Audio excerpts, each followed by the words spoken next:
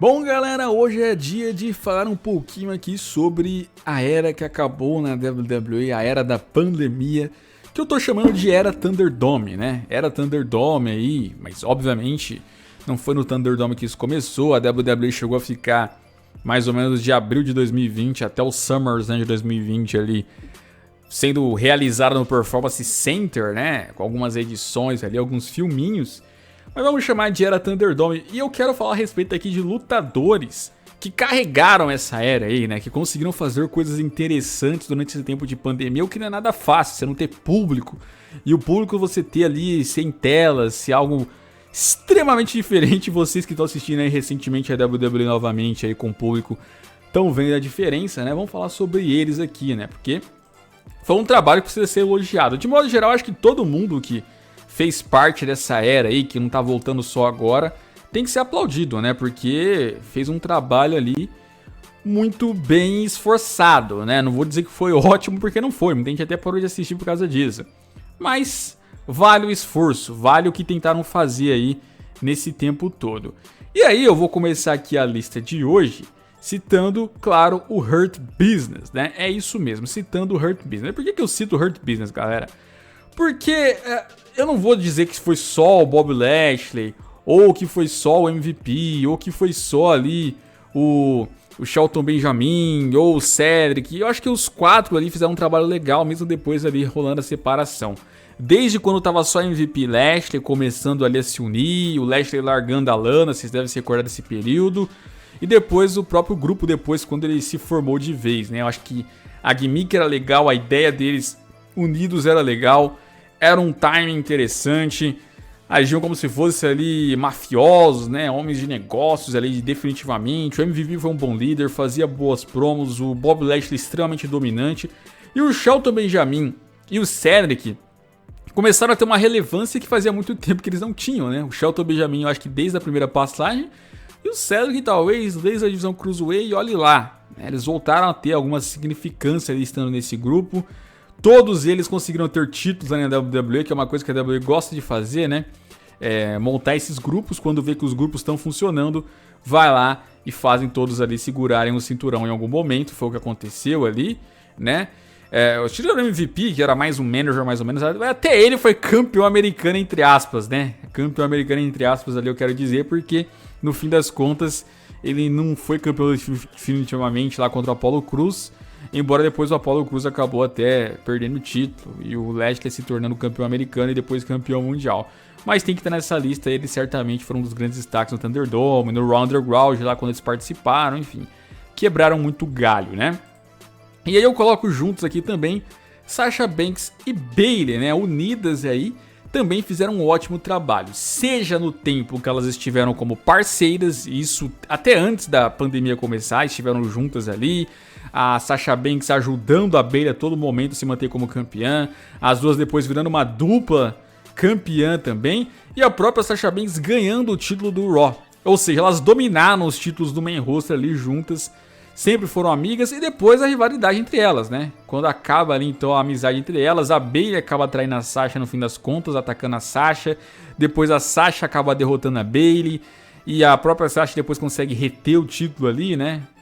Conseguindo fazer algo que ela dificilmente fazia antigamente, que era defender o cinturão ali na revanche. Fizeram ótimos combates entre elas, contra as demais adversárias, as storylines, participando da NXT, né? Porque o título de duplas era Interbrand. Quando participaram, foi justamente quando a NXT teve algumas audiências ali elevadas, porque as duas têm uma fanbase gigantesca, né? Gigantesca. Então, o trabalho delas tem que ser reconhecido. Na divisão feminina, eu acho que elas fizeram o melhor trabalho ali nesse tempo de pandemia de Thunderdome. Aproveitaram as ausências ali da Charlotte, da Becky Lynch, de Ronda Rousey e se tornaram as grandes destaques ali dos shows. Acho que certamente é preciso ter um reconhecimento em cima da Sasha Banks e da Bayley também, que foram grandes nomes nessa era do Thunderdome. Assim como nosso querido Randy Orton, né? O Randy Orton chegou a ser a melhor coisa durante um tempo, né?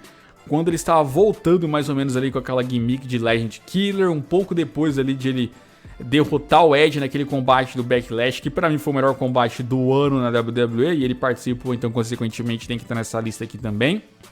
E aí, participou daquela luta, participou de rivalidade interessante com o Edge desde antes da WrestleMania, inclusive. E depois ali, batendo nas lendas, as rivalidades que ele foi tendo, a própria rivalidade com o Drew, conquistando o título mundial mais uma vez, embora o reinado não tenha sido longo, infelizmente, né? Mas fez um ótimo trabalho. Eu acho que deu uma atrapalhada depois da rivalidade dele com o The Fimbra White, né? Aí ficou meio estranho, né?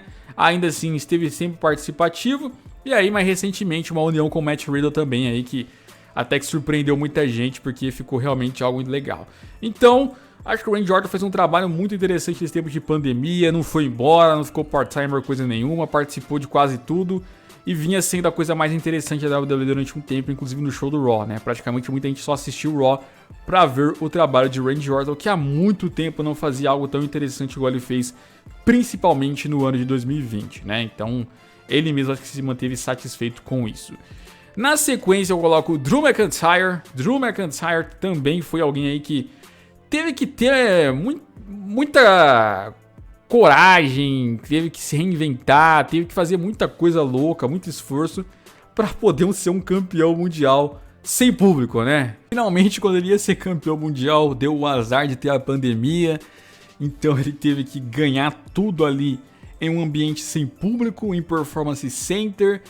E cara, ele ficou na rota do título mundial do começo da pandemia até o fim, né? Quando ele sai da rota é quando realmente volta o público ali, o que? 3 semanas depois. Então o cara ele teve que ter reinados e rivalidades por esse título principal da WWE, ou um dos principais, sem ninguém. Sem ninguém.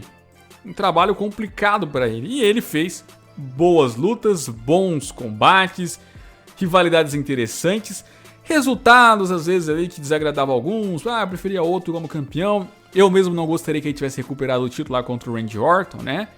Mas querendo ou não, foi aí passando por cima de adversários, diversificados inclusive os seus desafiantes.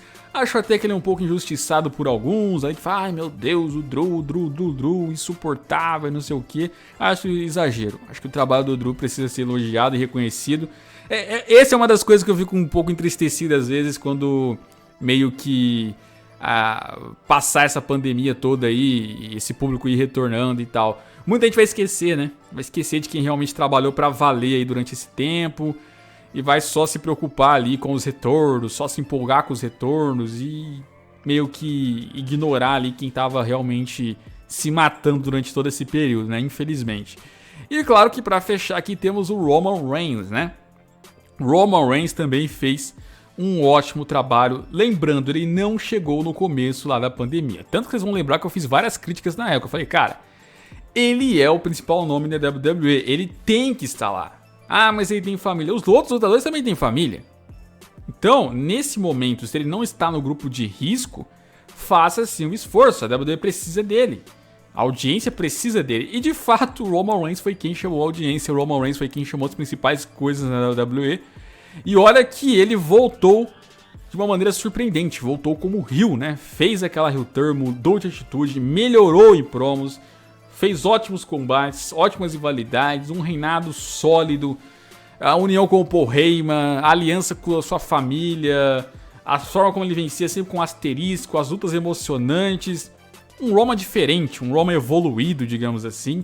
Então, durante esse tempo de pandemia aí, de Thunderdome, e ele realmente entra na era Thunderdome, o Roman Reigns acabou se tornando aí a coisa que realmente gerou atenção, a coisa que realmente fez a galera querer assistir.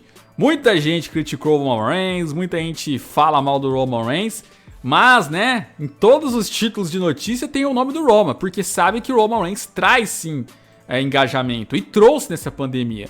Não fosse o Roman, muita gente tinha falido aí, né? Usou o Roman Reigns em título pra tudo de notícia, né? Vários sites ali, e depois detona o Roman Reigns com uma grande ingratidão, né? Porque no fim das contas precisaram dele para poder respirar, né? Então tem que ser grato ao Roman Reigns sim aí por tudo que ele fez durante esse período. O Roman Reigns aí conseguiu fazer um excelente trabalho também.